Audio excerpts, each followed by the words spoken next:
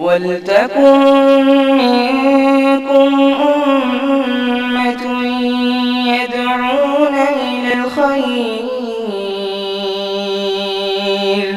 وَيَأْمُرُونَ بِالْمَعْرُوفِ وَيَنْهَوْنَ عَنِ الْمُنكَرِ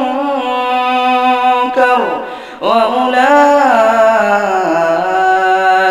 هُمُ الْمُفْلِحُونَ.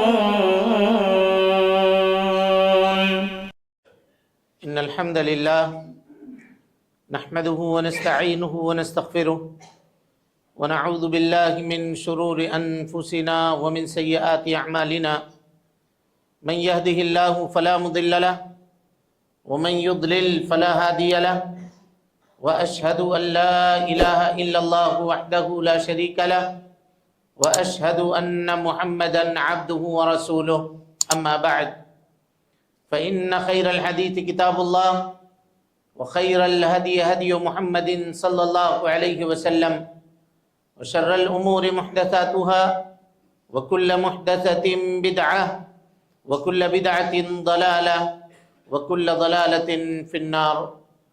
فقد قال الله تبارك وتعالى في محكم تنزيله بعد أعوذ بالله السميع العليم من الشيطان الرجيم بسم الله الرحمن الرحيم وَلَقَدْ خَلَقْنَا الْإِنسَانَ وَنَعْلَمُ مَا تُوَسْوِسُ بِهِ نَفْسُهُ وَنَحْنُ أَقْرَبُ إِلَيْهِ مِنْ حَبْلِ الْوَرِيدِ إِذْ يَتَلَقَّى الْمُتَلَقِّيَانِ عَنِ الْيَمِينِ وَعَنِ الشِّمَالِ قَعِيدٌ مَا يَلْفِظُ مِنْ قَوْلٍ إِلَّا لَدَيْهِ رَقِيبٌ عَتِيدٌ وَجَاءَتْ سَكْرَةُ الْمَوْتِ بِالْحَقِّ ذَلِكَ مَا كُنْتَ مِنْهُ تَحِيدُ وَنُفِخَ فِي الصُّورِ ذَلِكَ يَوْمُ الْوَعِيدِ وَجَاءَتْ كُلُّ نَفْسٍ مَعَهَا سَائِقٌ وَشَهِيدٌ لقد كنت في غفلة من هذا فكشفنا عنك غطاءك فبصرك اليوم حديد وقال قرينه هذا ما لدي عتيد ألقيا في جهنم كل كفار لا تختصموا لدي وقد قدمت إليكم بالوعيد ما يبدل القول لدي وما أنا بظلام للعبيد. وقال الله تبارك وتعالى في مقام آخر يا أيها الذين آمنوا أطيعوا الله وأطيعوا الرسول ولا تبطلوا أعمالكم.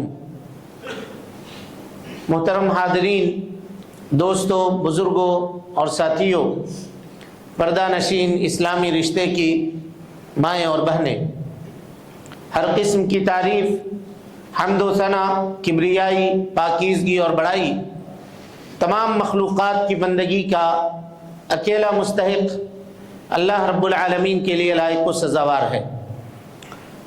وہی پروردگار عالم ہے، اسی نے ہمیں اللہ رب العالمین کی بادشاہت سے دنیا کا کوئی کونا بھی الگ نہیں۔ اللہ رب العالمین اکیلا ہے اور تنہا ساری دنیا کی نگرانی ہر آن، ہر لمحہ اور ہر گھڑی فرما رہا ہے۔ اس کا احسان عظیم ہے کہ اس نے ہمیں اور آپ کو مسلمان بنایا، اسلام جیسی عظیم دولت سے مالا مال فرمایا۔ اللہ رب العالمین نے اپنے پیغام کو، اپنی تعلیم کو ساری انسانیت کے لیے عام فرمایا ہے اور اس کام کو پائے تکمیل تک پہنچانے کے لیے ہر دور میں انبیاء کرام کو دنیا کے اندر بھیجنے کا سلسلہ بھی جاری فرمایا تھا۔ آخری نبی آخری پیغام لے کر، آخری قانون اور آخری شریعت لے کر اس دنیا کے اندر تشریف لائے، اور اس آخری نبی نے جس طرح سے اللہ رب العالمین کے دیے ہوئے آخری پیغام کو پایا تھا، ہو بہو ویسا ہی بغیر کسی کمی اور بیشی کے انسانیت کے سامنے پیش فرما دیا۔ اور اس سے بھی آگے بڑھ کر کے آپ صلی اللہ علیہ وسلم نے اپنی نبوت کی 23 سالہ زندگی میں رات اور دن کی گھڑیوں کے اندر اللہ رب العالمین کے دیے ہوئے آخری پیغام کو عملی طور پر برت کر سارے جہان والوں کے لیے قیامت تک کے لیے بطور نمونہ چھوڑ دیا۔ درود و سلام ہو اشرف المخلوقات میں سب سے افضل، قیامت کے دن کے سردار جناب محمد رسول اللہ صلی اللہ علیہ وسلم پر۔ اللہم صلی علی محمد وعلی آل محمد کما صلیت علی ابراہیم وعلی آل ابراہیم انکا حمید مجید۔ اللہم بارک علی محمد وعلی آل محمد کما بارکت علی ابراہیم وعلی آل ابراہیم انکا حمید مجید۔ محترم حاضرین، دوستوں، بزرگوں اور ساتھیوں، اللہ رب العالمین کے فضل اور اس کے توفیق سے جس مہینے سے ہم اور آپ گزر رہے ہیں یہ رجب کا مہینہ ہے۔ رجب کا مہینہ اشہر حرم میں سے، یعنی وہ مہینے جو حرمت کے ہیں ان مہینوں میں سے ایک ہے یہ رجب کا مہینہ۔ اللہ تعالی فرماتا ہے ان عدت الشہور عند اللہ 12 شہرا فی کتاب اللہ یوم خلق السماوات والارض منها 4 حرم۔ اللہ رب العالمین نے جب سے آسمان و زمین کی تخلیق کی ہے تب سے مہینوں کی تعداد 12 ہے، مہینوں کی تعداد 12 ہے، اور ان 12 مہینوں میں 4 مہینے یہ حرمت والے مہینے ہیں۔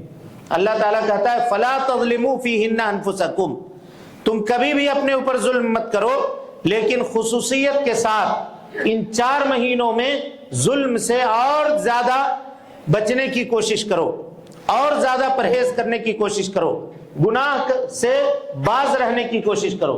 منها 4 حرم فلا تظلموا فیہن انفسکم۔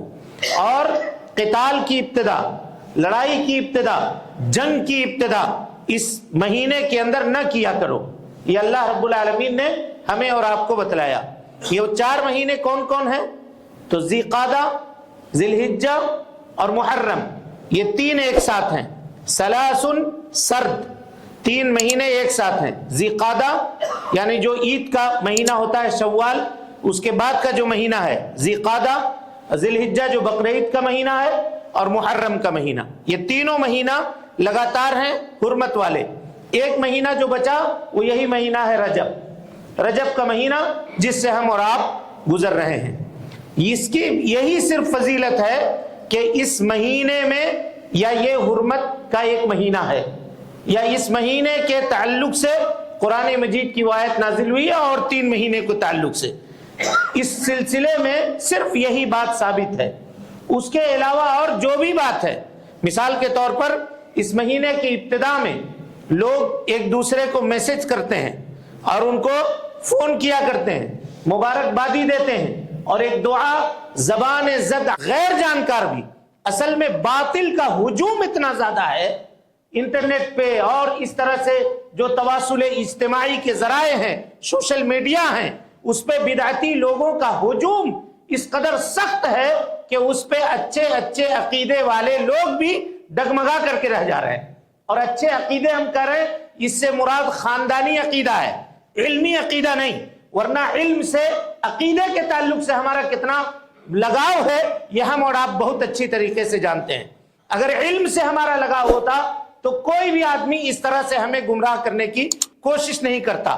مہینے کی ابتدا میں کئی لوگوں نے پرسنل کے اوپر میسج کیا جنہیں میں جانتا ہوں کہ وہ صحیح العقیدہ ہیں، اور انہوں نے میسج کیا کہ آپ کو مبارک ہو، یہ رجب کا مہینہ مبارک ہو، اور کہا اللہم بارک لنا فی رجب وبارک لنا فی شعبان وبلغنا رمضان، کہ اللہ تعالیٰ رجب میں برکت دے، اللہ تعالیٰ شعبان کے مہینے میں برکت دے، اور ہم کو رمضان تک پہنچا دے۔ یہ دعا کہاں ہے؟ کہاں ہے یہ دعا؟ خصوصیت کے ساتھ کوئی بھی دعا کرنا اور دعا مانگنا کسی بھی زمانے یا وقت کے ساتھ، خاص کر کے آپ ہمیشہ دعا کیجئے، برکت کی دعا جب چاہے تب کر سکتے ہیں، لیکن رجب کے چاند کو دیکھ کر کے دعا کرنا، فلاں مہینے کے چاند کو دیکھ کر کے دعا کرنا، خاص دعا کرنا، یہ اللہ کے نبی صلی اللہ علیہ وسلم نے نہیں سکھلایا۔ ہاں کوئی بھی نیا چاند دیکھیے تو آپ کہیے اللہم اہلہ علینا بالامن والایمان والسلامت والاسلام ربی وربک اللہ، یہ دعا نبی صلی اللہ علیہ وسلم نے سکھلائی ہے۔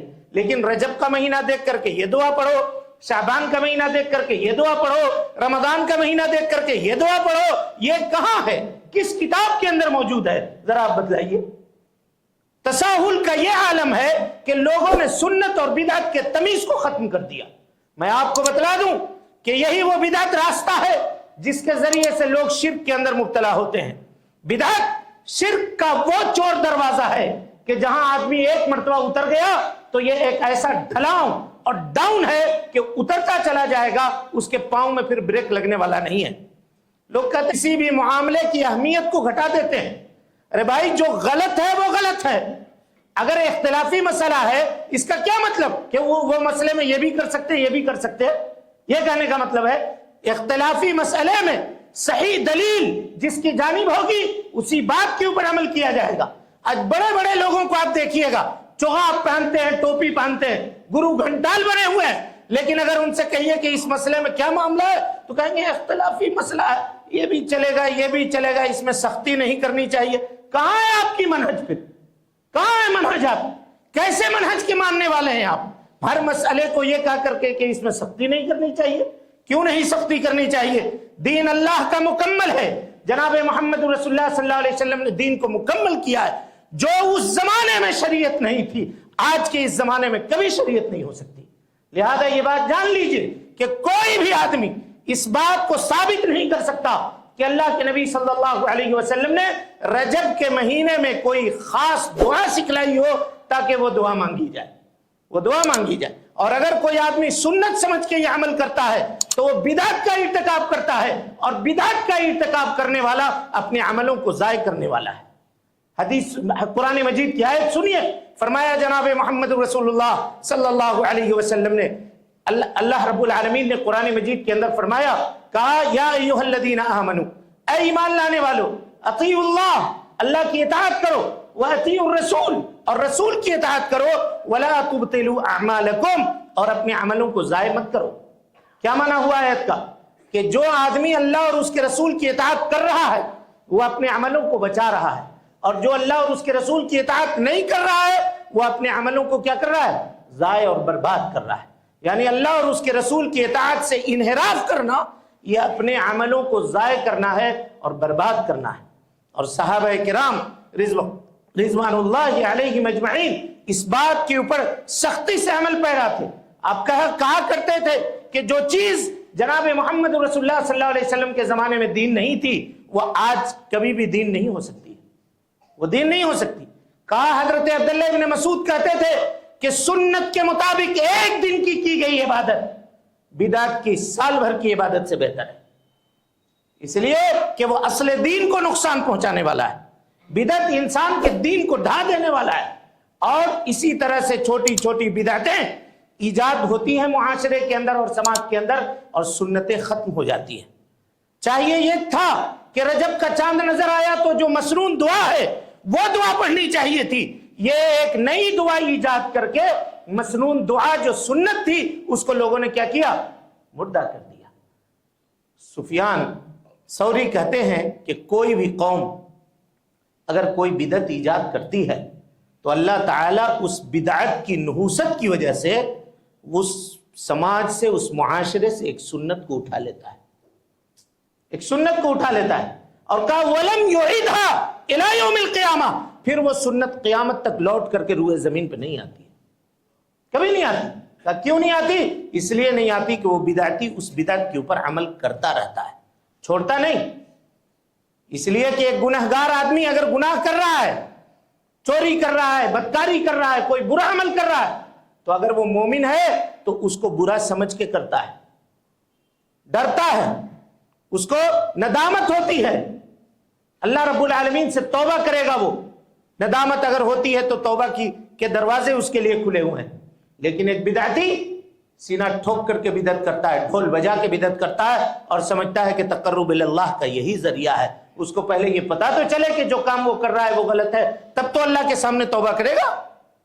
وہ تو سمجھ رہا ہے کہ ہم نیکی کر رہے ہیں، سمجھ رہا ہے کہ ہم خیر کیا کام کر رہے ہیں، ہم بھلائی کا کام انجام دے رہے ہیں، تو وہ کیوں توبہ کرنے لگے؟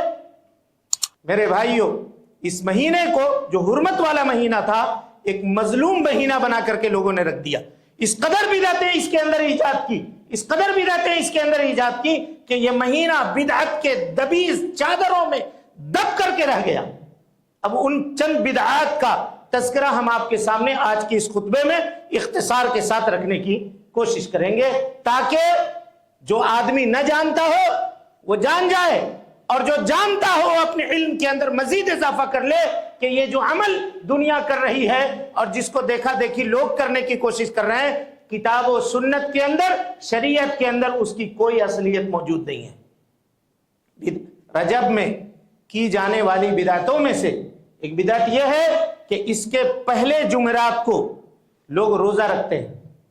جمعرات جو رجب کا پہلا جمعرات آتا ہے اس دن خصوصیت کے ساتھ روزہ رکھتے ہیں، اور اس کے رات کو یعنی جمعہ کی جو رات ہوتی ہے اس رات کو خصوصیت کے ساتھ ایک نماز پڑھتے ہیں جس کو کہتے ہیں صلاۃ الرغائب. 11 رکعت کی یا 12 رکعت کی نماز ہوتی ہے صلاۃ الرغائب. وہ نماز پڑھتے ہیں اور یہ نماز مغرب سے لے کر کے عشاء کے درمیان پڑھتے ہیں. کہا جو آدمی اس کو پڑھ لیا اب اس کو سال بھر کے اس کے گناہ معاف ہو گئے. یعنی سال بھر فرض بھی چھوڑتے رہو, دوسری نمازوں کو بھی ترک کرتے رہو, کبھی مسجد کا منہ تک نہ دیکھو عید بقرعید اور جنازے کے علاوہ, خالی رجب کے دن اس دن آ کر کے پہلے جمعرات کو عطر لگا کر کے ٹوپی اور سرما پہن کر کے آ جاؤ مسجد میں اور 11 رکعت نماز پڑھ دو, صلاۃ الرغائب کے نام سے نیا پار ہو گئی. جیسے وہ گنگا نہاتا ہے ویسے ہی آدمی آ کر کے یہاں مسجد نہا رہا ہے. اعوذ باللہ من الشیطان الرجیم. کیا بنا کر کے رکھ دیا دین کو, کھلواڑ کر دیا, چوچو کا مربع بنا دیا. جنت ایسے ہی ہے کہ آپ آ کر کے مغرب سے عشاء تک پڑھ کر کے سال بھر کے لیے اپنی چھٹی لے کر کے چلے گئے. کیا جناب محمد رسول اللہ صلی اللہ علیہ وسلم نے رجب کے مہینے میں وہ نماز پڑھی ہے؟ کیا صحابہ کرام رضوان اللہ علیہم اجمعین کو آپ نے وہ ترغیب دی ہے کہ تم یہ نماز پڑھنا, اور خصوصیت کے ساتھ جمعرات کے دن روزہ رکھنے کا حکم دیا ہے؟ ہاں کوئی آدمی اگر چاہتا ہے جمعرات کو روزہ رکھنا اور وہ ہمیشہ رکھتا چلا آ رہا ہے جمعرات اور پیر کا روزہ, تو وہ اب بھی رکھے, کوئی منع کی بات نہیں ہے.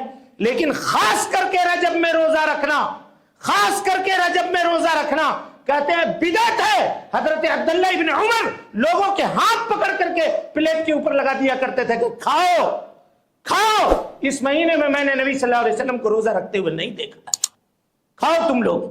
خصوصیت کے ساتھ اس مہینے کو روزہ رکھنے کا مہینہ نہ بناؤ. جو کام نبی صلی اللہ علیہ وسلم نے نہیں کیا ہے دین سمجھ کر کے وہ کام نہ کرو, وہ بدعت ہے, دین کو تباہ و برباد کرنے والی چیز ہے, وہ اس سے اجتناب کرنے کی کوشش کرو. اس کے بعد میرے بھائیوں, اس مہینے میں خصوصیت کے ساتھ لوگ عمرہ کرتے ہیں اور کہتے ہیں کہ یہ عمرے کا بہت ثواب ہے. خصوصیت کے ساتھ اس مہینے میں خصوصیت کے ساتھ عمرہ کرنے کی کوئی دلیل موجود نہیں ہے, کوئی دلیل موجود نہیں. حضرت عبداللہ ابن عمر رضی اللہ عنہ نے کہا کہ اللہ کے نبی صلی اللہ علیہ وسلم نے رجب کے مہینے میں عمرہ کیا. ام المومنین حضرت عائشہ صدیقہ رضی اللہ عنہا کو جب اس کی خبر دی گئی تو آپ نے کہا اللہ تعالی عبداللہ ابن عمر کے اوپر رحم فرمائے, میں نے اللہ کے نبی صلی اللہ علیہ وسلم کو جتنا عمرہ کرتے ہوئے دیکھا ہے آپ کے سارے عمرے ذی قعدہ میں تھے, کبھی بھی آپ نے رجب میں عمرہ نہیں کیا ہے. حضرت عمر کو عبداللہ ابن عمر کو جب اس کی خبر لگی تو آپ خاموش رہے, آپ چپ رہے. اگر مان بھی لیا جائے کہ نبی صلی اللہ علیہ وسلم نے ایک عمرہ رجب میں بھی کیا ہے, اگر جدلاً اس کو تسلیم کر بھی لیا جائے, تنازل کرتے ہوئے اس کو مان بھی لیا جائے, تو کیا اس کی فضیلت کے لیے کیا ہے کہ لوگ جوق در جوق جاتے ہیں اور سنت سمجھ کے جاتے ہیں. ٹھیک ہے, اس مہینے میں اگر کسی کو چھٹی ہے, اس مہینے میں اگر اس کو فرصت ہے, اگر وہ جانا چاہتا ہے تو جائے, لیکن رجب کی فضیلت کے نام پر رجب میں عمرہ کرنا سنت ہے اس نام پر اگر کوئی آدمی جاتا ہے تو میرے بھائیوں وہ بدعت ہے, وہ بدعت ہے. اور بدعت سے انسان کو چاہیے کہ وہ کیا کرے, اجتناب کرے, بدعت سے پرہیز کرے, بدعت سے بچنے کی کوشش کرے. اگر ایسا وہ نہیں کرتا ہے تو اللہ رب العالمین کے نگاہ میں وہ آدمی کیا ہے, گنہگار ہے. اسی مہینے میں کی جانے والی بدعتوں میں سے ایک بدعت جو ہے وہ یہ ہے کہ اس میں پوری بنا کر کے یا کچھ اور بنا کر کے اس میں فاتحہ دی جاتی ہے, کنڈے بنائے جاتے ہیں اور اس میں فاتحہ دی جاتی ہے اور کہا جاتا ہے کہ یہ رجب کا کنڈا ہے, اہل بیت سے محبت کی نشانی ہے. اور اس کنڈے کو جوڑا کس سے, حضرت جعفر صادق سے رحمت اللہ علیہ, آل بیت میں سے ہیں, کہا وہاں سے جوڑا. لیکن اگر آپ تاریخ کا مطالعہ کریں گے, باتوں کو آپ سمجھیں گے تو یہ شیعہ کی ایجاد کردہ رسم ہے. اور جس تاریخ کو یہ منائی جاتی ہے اس تاریخ کو حضرت معاویہ رضی اللہ تعالی عنہ کی تاریخ وفات ہے, وہ جس دن ان کے انتقال ہوا تھا ان لوگوں نے خوشی منائی تھی, ورنہ وہ خوشی منانے کا معاملہ ہے جو اہل سنت کے درمیان ان لوگوں نے بدعت کی دبیس چادر میں لپیٹ کر کے خوبصورت بنا کر کے اچھا لیبل لگا کر کے لوگوں کے سامنے پیش کر دیا, اور لوگ اپنے آپ کو سنی کر رہے ہیں اور وہ عمل کر رہے ہیں. اور اس میں ہوتا کیا ہے کہ کچھ پوری وغیرہ بنائی جاتی ہے. خرافات اور بدعات جب جنم لیتے ہیں تو اس کا کوئی سر پیر نہیں ہوتا, کوئی سر پیر اس کا نہیں ہوتا. کیسے کیسے بدعات ہیں دیکھیے, کہا کہ پوری بنائی جاتی ہے، حلوے اور مٹھائیاں بنائی جاتی ہیں، اور پوری اور مٹھائی کے اوپر فاتحہ دیا جاتا ہے، لوگوں کو بلایا جاتا ہے، ایک ڈبہ رکھ کر کے اس میں ہاتھ دھونا ہے، ہاتھ زمین پہ بھی نہیں دھونا، ڈبے پہ ہاتھ دھو، اس کو لے جا کر کے دفن کیا جائے۔ کہاں سے ہے یہ دین؟ یہ دین ہے، یہ دین ہے میرے بھائیوں۔ جب آدمی خوش ہوتا ہے تو وہ گوشت کا اہتمام کرتا ہے، لیکن یہاں چونکہ مٹھائی سے اس کو نسبت ہے، مٹھائی سے نسبت ہے، تو لوگوں نے مٹھائی کے نام پہ اس کو شروع کیا۔ اسی طریقے سے اس مہینے میں کیے جانے والی بدعتوں میں سے ایک بدعت جو ہے خواجہ کی چھٹی ہے، خواجہ کی چھٹی کہتے ہیں۔ خواجہ معین الدین اجمیری رحمت اللہ علیہ جو افغانستان کے کسی علاقے میں پیدا ہوئے اور ہجرت کر کے وہ یہاں ہندوستان میں آئے، اور انہوں نے اپنے صوفیانہ طور طرز و طریقے کے اوپر اسلام کی کچھ خدمت کی اور دعوت کی۔ لوگوں نے ان کے مزار بنائے، اور وہاں 6 رجب کو ان کی تاریخ وفات ہے، ان کے مزار کے اوپر جو ہے وہ عرس لگتا ہے، اور لوگ جوق در جوق وہاں جاتے ہیں، حاضری دیتے ہیں وہاں۔ اور یہ عقیدہ بنایا ہے لوگوں نے کہ جو آدمی خانہ کعبہ نہیں جا سکتا وہ 7 مرتبہ ان کے مزار کے اوپر حاضری دے دے، اس کو حج کا ثواب ملے گا۔ اعوذ باللہ من الشیطان الرجیم۔ اور کہا کہ چلو اگر اتنا نہیں ہو تو چونکہ کاروباری معاملہ ہوتا ہے اور ڈسکاؤنٹ دیتے ہیں، وہاں نہیں جا سکتے ہو تو حیدرآباد میں پیلی درگاہ موجود ہے، وہاں چلے جاؤ، وہاں جانے سے اس کا پورا ہو جاتا ہے، اتنا ٹکٹ کا پیسہ نہیں ہے تو ادھر کا معاملہ یہ کر لو۔ کیا دین ہے؟ کس کو کیا بنا کر کے رکھ دیا؟ یہ بتائیے کہ وہ دین جو جناب محمد رسول اللہ صلی اللہ علیہ وسلم سے چلا تھا وہ آ کر کے درمیان میں اٹک کیسے جاتا ہے؟ رکبت عقیدہ ہیں، یہ بیکار لوگ ہیں۔ تم فلاں پیر کو پکڑو وہ تم کو اللہ تک پہنچا دیں گے، تم فلاں پیر کو پکڑو وہ تم کو اللہ تک پہنچا دیں گے، اور اگر کوئی رد کرے تو کہتے ہیں کہ یہ گستاخ ہے۔ کہ اللہ کے نبی صلی اللہ علیہ وسلم نے کہا کہ میرے چچا حضرت حمزہ کی قبر کے اوپر چلے جاؤ، ایک حج کا ثواب تم کو ملے گا۔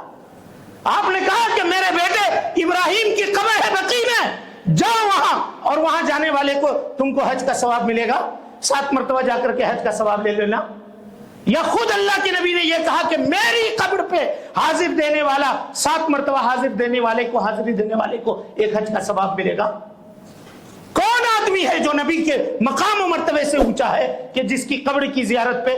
بلکہ نبی صلی اللہ علیہ وسلم نے فرمایا لا تشد الرحال، کہ لوگوں سفر کے لیے اپنے توشے کو نہ باندھو الا الی 3 مساجد، سوائے 3 مسجدوں کے، مسجد حرام کے، خانہ کعبہ کے، مسجد نبوی کے، اور تیسرا مسجد اقصی کے۔ عبادت کے غرض سے ان 3 مسجدوں کے علاوہ کہیں اور سفر کرنے کو اللہ کے نبی جناب محمد رسول اللہ صلی اللہ علیہ وسلم نے منع فرمایا۔